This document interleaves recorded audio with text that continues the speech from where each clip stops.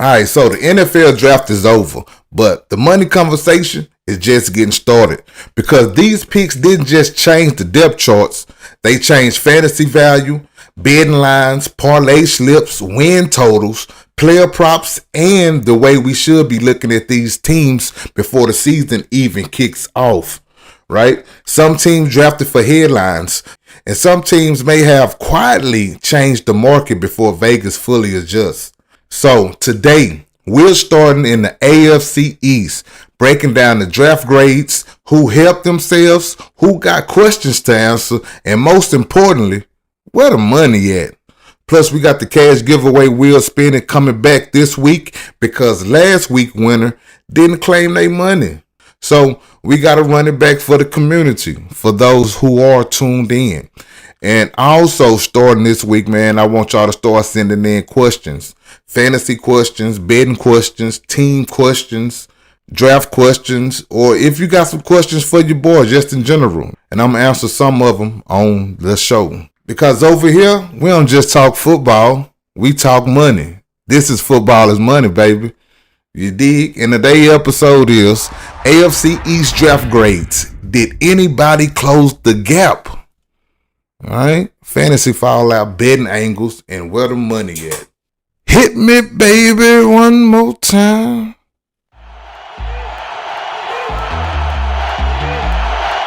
Motion left to right, there's nothing there. Now he tries to run, breaks a tackle, dives for the end zone, fumbled the football, left sideline, midfield, 40, 30, 20, 10, touchdown!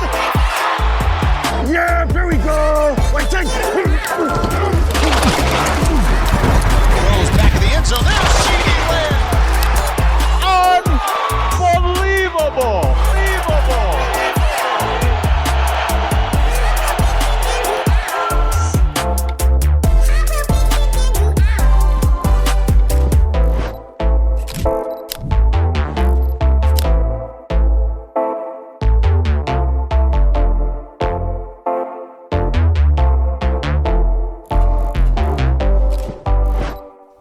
We're back. You're listening to Football is Money on footballismoney.com. Here's your host. They call me boss. They call me boss. They call me boss. All right, what's good, y'all? Welcome back to Football is Money. I am your host. They call me boss, and you are tuned in on footballismoney.com. And today we get into the NFL draft, but we're not just looking at names, picks, and grades, right? We looking at what these draft classes actually mean. What did these teams fix? What did they ignore? Who got better for fantasy? Who got worse for fantasy? Which teams help your parlay slips? Which teams might hurt them? You know what I'm saying? We're going to get into all that. Also, we're going to talk about which draft moves could change the way we look at win totals, player props, division races, and weekly betting markets before the season even kick off. Because over here, we try not to react to the draft. We trying to translate the draft, right?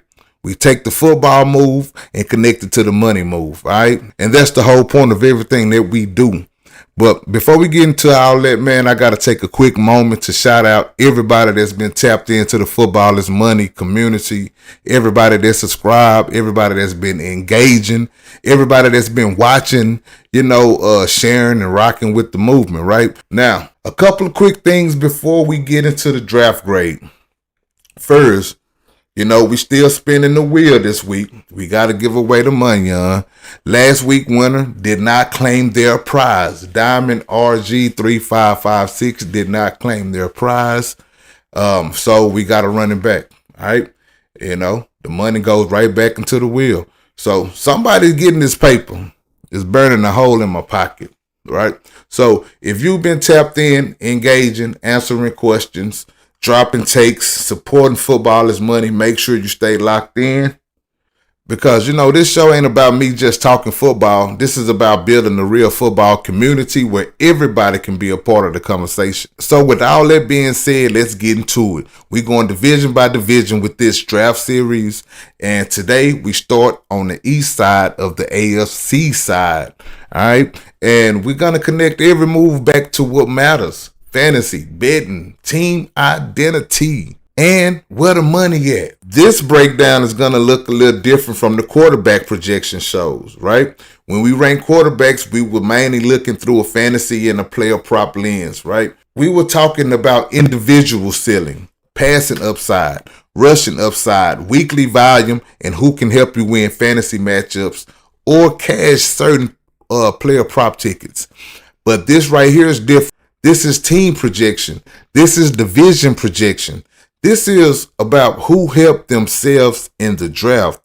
This is about who closed the gap, who became more trustworthy, and who still left questions on the table. Because a quarterback can be good for fantasy and still not be on the most complete team. That right there is something I cannot stress enough. And I hope soon you guys understand what I'm saying. A team can have a strong draft and still not create a fantasy explosion, right? A team can be boring on paper, but become very useful when it comes to betting lines, win totals, unders and overs, defensive matchups, and parlay confidence. So we're not just asking who had the best draft grade.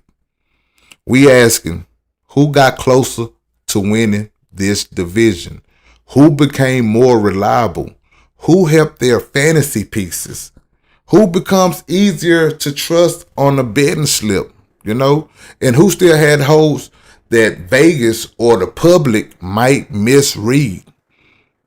So again, we're going to start with the AFC East, and this division is, interesting because we already did the quarterback conversation, right? We already talked about the individual QB projections, but now we got to zoom out because this ain't just about which quarterback we like, all right? This is about which team actually added pieces to catapult them forward. Which team became more complete, Who gave their quarterback a better chance? Which team became more dangerous for fantasy, right? Who's going to win the division? So now the question becomes, after the draft, did anybody in the AFC East actually close the gap? Or did Buffalo walk out this draft still looking like the most complete team in the division? You let me know. The Bills got the highest grade in the division. And what stands out is that they didn't force the board. They traded down multiple times. They added mid-round picks. They still came away with real need-based pieces. That matters because good teams don't always need the flashiest draft. They need efficient roster maintenance. They need value. They need depth. They need pieces that keep the machine running. They added help at edge with TJ Parker. They added corner help with Davison. I can't even say his last name. I'm not going to butcher that. They added offensive pieces, offensive line depth with Jude Bowery and Ahmad Reed Adams. They added defensive depth across linebacker, defensive back, and defensive tackle. And on top of that, they used their original second-round pick to bring DJ Moore to the organization. So this is a team that's drafting like I already know who it is. They didn't draft like a team panicking. They drafted like a team protecting position. They moved around the board. They added picks and still got pass rush help. They still got another corner. They still added offensive line depth and still found a way to bring in a proven receiver. That's why this team gets an A, because when you already got a strong team, you don't always need to swing wild. Sometimes you just got to make sure the machine keeps running. And from a fantasy and betting standpoint, that matters. The biggest fantasy piece here is not just a rookie pick. It's the DJ Moore move, because that gives Josh Allen and the Buffalo Bills another proven receiving weapon, which directly affects quarterback stability, red zone flexibility, offensive attention, weekly fantasy value, passing props, and touchdown markets. The offensive line addition also matters.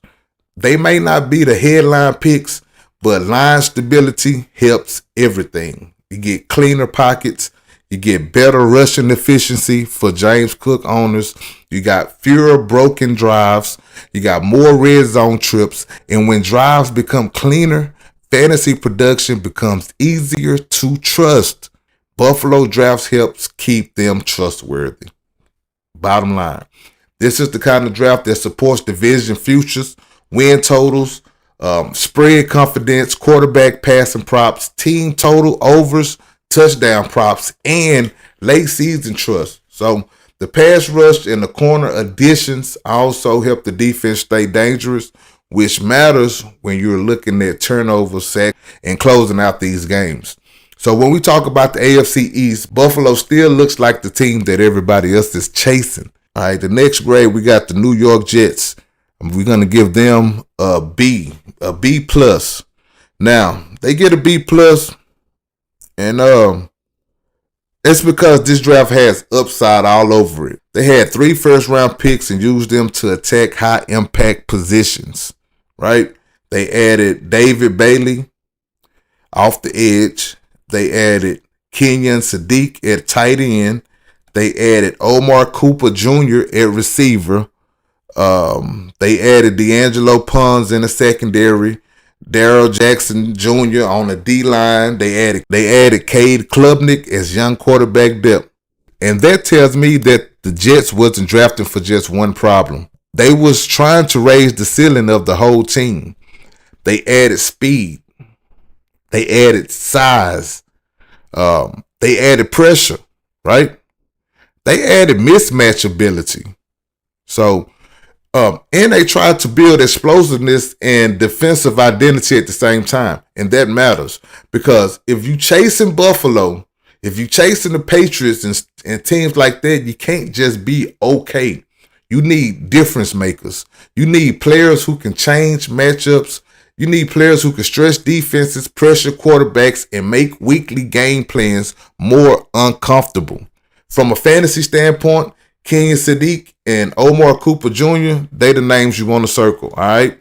A tight end mismatch and a receiver with speed and strength after the catch can create real pressure on all defenses, all right? So they can help the offense create more explosive plays, but it also creates the question fantasy players always have to ask. Does more talent create clearer production, or does it create more target competition?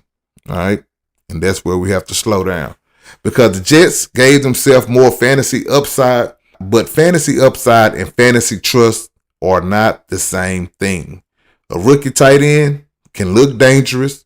A rookie receiver can look explosive, but until we know snaps, targets, red zone usage, and weekly role, we got to be careful turning excitement into automatic lineup trust.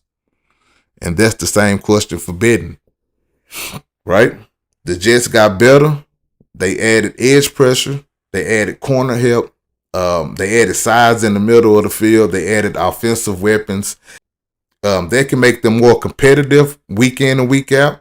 But the question is trust at the end of the day. Can the Jets become consistent enough to back on a betting slip?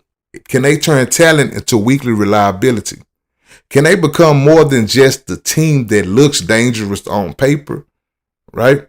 And that's the difference between having talent and become reliable money. Money. So for me, the Jets closed some of the talent gap, but they still got to prove they closed the trust gap. Now let's go to New England. The Patriots, they get a B. And this is one of those drafts where you have to look past the flash, right? Because this wasn't about making noise. This was about building structure. The Patriots used the first round on offensive tackle Caleb Lomu. I think that's how you say his name. Pairing them with last year's top 5 pick Will Campbell. This is a clear message. Protect the quarterback. Build the line. Stabilize the offense. For the second year straight, New England invested premium draft capital in the offensive line. And that's saying a lot, because if you believe in Drake May, You can't talk about developing a young quarterback while letting him get hit, rushed, and forced into bad decisions every week. They also added help at the edge with Gabe. They added tight end depth with Eli Raridan. They added corner depth with Karin Prunty. They added more offensive tackle depth with Demetrius Crownover. And quarterback depth. So they got another young quarterback, right?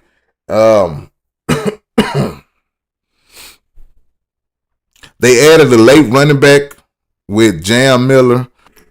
And again, this is not a flashy draft. This is a foundation draft. And sometimes that's what people miss, you know? Everybody wants the exciting picks. Everybody wants the fantasy name. Everybody wants the player that gets the immediate headlines. But football is still won through structure, man. I can't stress that enough. It's still won through protection. It's still won through depth, edges, trenches, role clarity. And if New England's offensive line improves, the entire fantasy environment becomes easier to evaluate. Drake May gets more time. The run game gets more stable. Passing efficiency can rise. Tight ends and running backs become more usable. The offense become less chaotic. So from a fantasy standpoint, this may not be the sexiest draft, but it can still matter, right? Better protection means cleaner reads.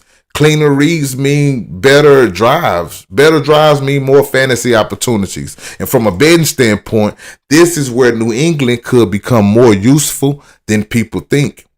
Maybe not as a team you will blindly trust every week, but if that offensive line takes a step forward, certain props become more interesting.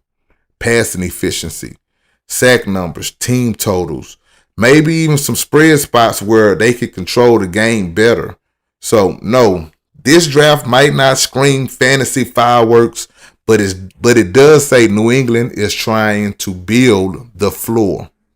And when we are talking fantasy and betting, floors are what matters the most, because a higher floor can turn a messy team into a usable team. Usable team is where money can start showing up if the market is still treating them like they are broken. Now let's go to the last team on here. We got Miami. Miami gets a B. And this is probably the most complicated draft in the division, because the Dolphins, they did help themselves. They traded down. They passed on Caleb Downs. And they took offensive tackle Caden Proctor. And then they traded up for corner Chris Johnson. After moving the pick they got from Jaden Waddle trade, right? They added Jacob Rodriguez at linebacker. They added multiple receivers and tight ends. Caleb Douglas, Chris Bell, Kevin Coleman Jr. There is talent coming in. There is offensive line help. There is secondary help. There's linebacker athleticism. You know, they got receiver depth. There's tight end depth. And there's nickel and safety teams help too. But the reason this one gets complicated is because of the Jaden Waddle and the Tyreek move. When you move off players like that, you're not just changing the depth chart. You're changing target distribution. You're changing defensive attention, right? You're changing explosive play structure. Like, you're changing how fantasy players look at this offense. And you are changing how bettors should trust this offense. Now, maybe Miami knows exactly what it's doing. Maybe the offense line gets stronger. Maybe the young receivers step in. Maybe this offense become more balanced and less dependent on pure speed. But from a footballer's money standpoint, this is where we slow down once again. Because fantasy players love opportunity, but opportunity only matters if the offense stays efficient. Somebody has to absorb those targets. But the question is whether those targets turn into reliable fantasy production, or whether this becomes a weekly guessing game. Does the offense stay explosive? Hard to do when everything changes. Does the offensive line improve consistency? Maybe. Do the rookie receivers get real volume? Highly possible. Does the tight end room becomes relevant? Highly likely. Does this help or hurt the quarterback's week-to-week ceiling? That's why Miami is dangerous. There may be value here, but there may also be volatility. And bettors have to look at it the same way. Miami may still have explosive upside, but losing proven receivers and adding young pass catchers can create volatility. That affects team total overs. That affects passing props, receiver props, touchdown parlays, spread trust, and consistency against physical teams in cold weather. Bettors love explosive teams, but explosive teams can hurt your parlay slip if they become inconsistent. So Miami still has upside, but after this draft, I don't know if they become safer, right? They may have just become more interesting. So when we look at the AFC East after the draft, this is where I land.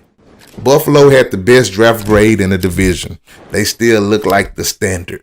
The Jets, they have the most exciting upside because they added impact pieces on both sides of the ball. New England may not be flashy, but they are clearly trying to build a better foundation around Drake May. And Miami might be the most volatile team in the group because they added talent, but they also changed part of what made their offense dangerous. So, did anybody close the gap? Yes and no. The Jets and the Patriots, they got better. Miami still has upside, but Buffalo didn't sit still. And when the team who I feel like is at the top improves as well, closing the gap gets harder. So from a fantasy standpoint, Buffalo still feels like the cleanest environment.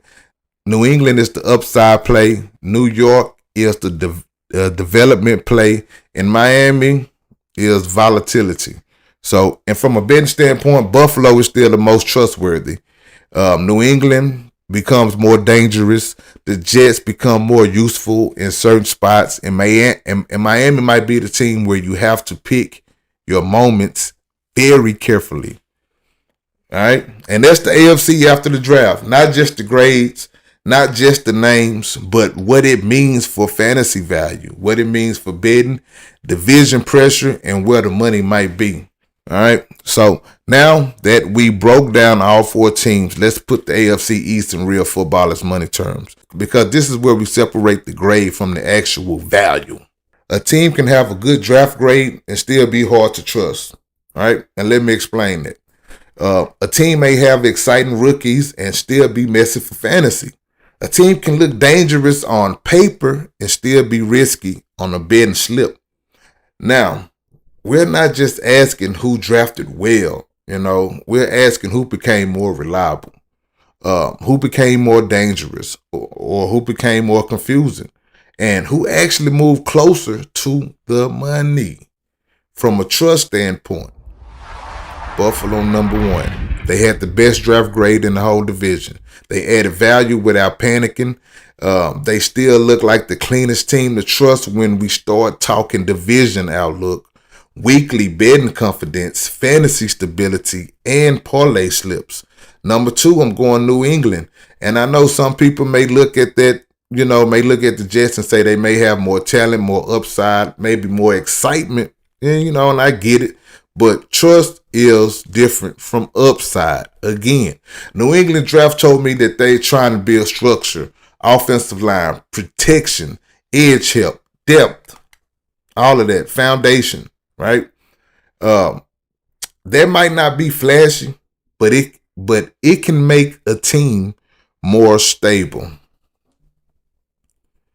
And when we're talking about betting slips and fantasy decisions, stability matters, man. All right, number three, I'm going Jets. The Jets have a higher ceiling. They added explosive pieces. They have mismatch potential, pass rush help, secondary help, and they gave themselves more ways to become dangerous. But the reason I got them third is because we still need to see the trust factor. How clean is the usage? How consistent is this offense? How fast do these pieces fit in, right? And Can they become reliable week to week, not just exciting on paper? You know what I'm saying? These are all things that got to take into consideration. And number 4, we got Miami. Miami still might be dangerous. I'm not saying they can't score. I'm not saying they don't have talent. But after this draft and after moving off of Tyreek Hill and Jaden Waddle, they feel like the most volatile team in the division. There may be fantasy value there. There may be betting value here, but it also may be the team where you have to pick your spots carefully because opportunity and uncertainty are sitting right next to each other. Brother, that doesn't mean that's the final standings. That doesn't mean that's the fantasy ceiling order. That don't mean that's who has the most explosive roster. That means when we talk about trust, fantasy trust, betting trust, weekly confidence, and parlay stability, that's how I'm looking at it right now. Buffalo is the safest. New England is the most structured. The Jets are the most explosive question. Miami is the biggest gamble. Right? There you have it. And that's why draft grades matter. Not because an A or a B tells the whole story, but because it helps us start asking better questions. Who got more stable? Who got more explosive? Who's just out here confusing the people? You know what I'm saying? Who can we trust better? And who might look better on paper than they actually look when fantasy lineups and parlay slips are on the line? You know? That's the footballer's money way. We don't just look at who got drafted. We look at what changed. Now, I want y'all in the comments, man. Did anybody really close the gap on Buffalo? Let me know. Are the Patriots being slept on? Do we need to wake them up? Are the Jets the real threat? Or are they out here playing pretend? Or are the Dolphins still more dangerous than people think? Or are they just some friendlies? Drop your take because I'm going to start pulling some of y'all questions and comments into the show and answering them live, right? And don't forget, we spinning the wheel. You know what I'm saying? We got to spin the wheel. And so I got it right here. And I'm going to go ahead and get it pulled up. Hold on. And don't forget, man, we spinning the wheel cash giveaway this week because last week winner didn't reach out and collect a honey bun. You know what I'm saying? So we running it back. For the community. Make sure you are subscribed to the channel. Make sure you are signed up at footballismoney.com and make sure you stay engaged so you don't be like Diamond and miss out on your money. Because the more you're locked in, the more chances you have to win. This is Footballers Money. We don't just talk football. We make money out here too. You know what I'm talking about? Now let's spin this ever-loving wheel.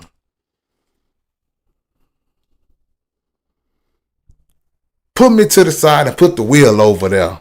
Or wherever y'all want to put the wheel at. Just put it somewhere. Wheel, activate now. Activate wheel now.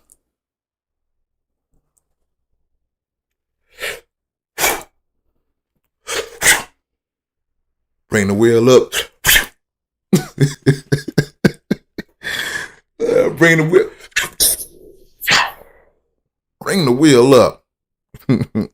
All right, come on, let's go. So, you guys know how it go, man. If it lands on red or it lands on Footballers Money, we spin again. All right. If your name is in red, you didn't complete the registration. So you gotta be tapped in, man.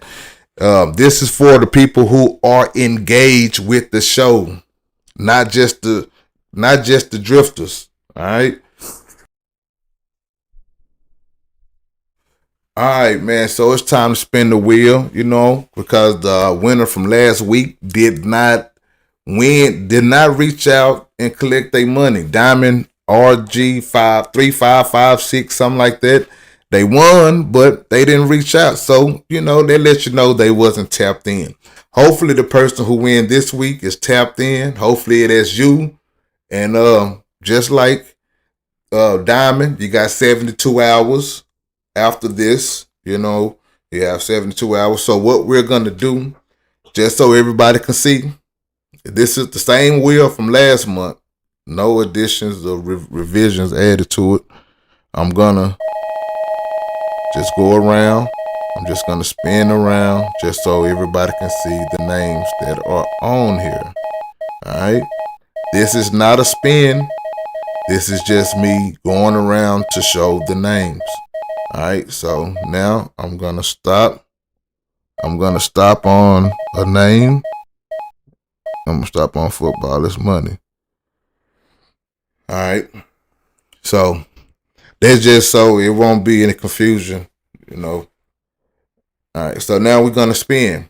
If it lands on red or if it lands on Football is Money, we spin again. Those with their names in red, they didn't finish registration. Either you subscribed, but you didn't sign up, or you didn't give a football take, right? And you have to do all three just to be on the wheel, right? And then you can stack entries after that. Gold, green, blue, you guys are good to win this money on, all right? So let's go with our first spin. We are spinning. Round and round we go. Where we stop, nobody knows.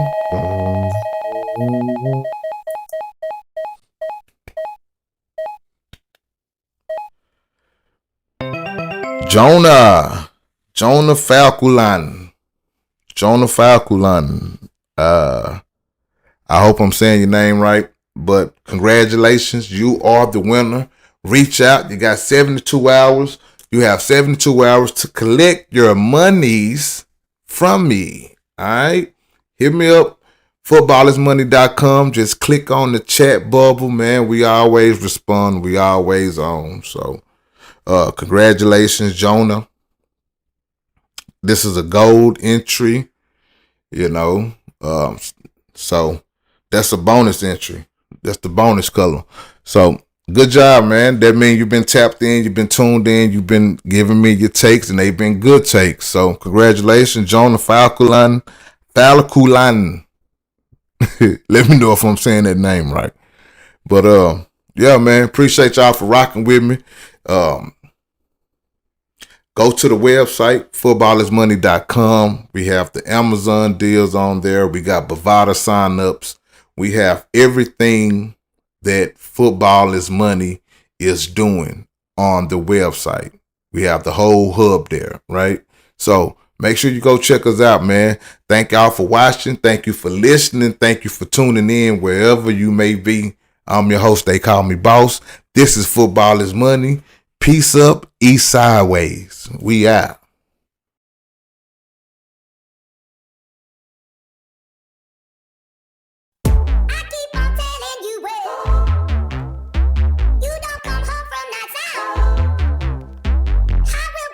That's a wrap. Thanks for listening to Football is Money. Find every episode and more at footballismoney.com.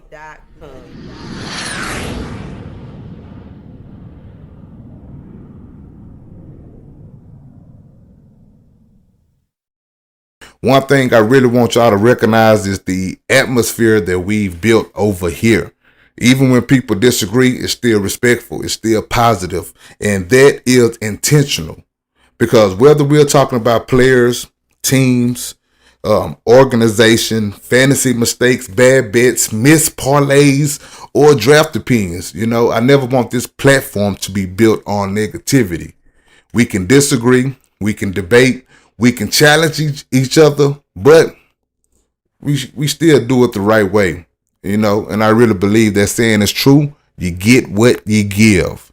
And from the beginning, I try to give y'all positive energy, good vibes, a welcoming place, a place where people can talk football, learn, grow, and still respect each other at the same time. You know, at the end of the day.